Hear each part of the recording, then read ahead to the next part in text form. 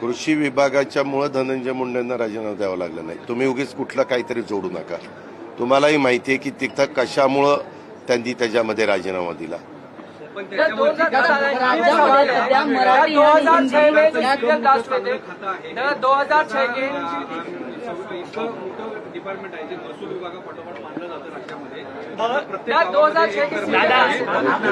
एकेकाला विचारतो ही कुठली पद्धत झाली तुमची. तर पहिलं मराठी इथं चालतं.